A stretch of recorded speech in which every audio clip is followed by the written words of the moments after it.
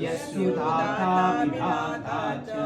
यश्च सत्यं परो भवेत् यस्य मायामयं जालं त्रैलोक्यं वेदानां सारमीसं स्वजनप्रवृत्तं ब्रह्मदारु स्मरामि भुज जगन्नाथ कण्ठशोभितकौस्तुभ पद्मनाभो वेदगर्भ चन्द्रसूर्यविलोचन आलको व्यापी सर्वव्यापी शेषर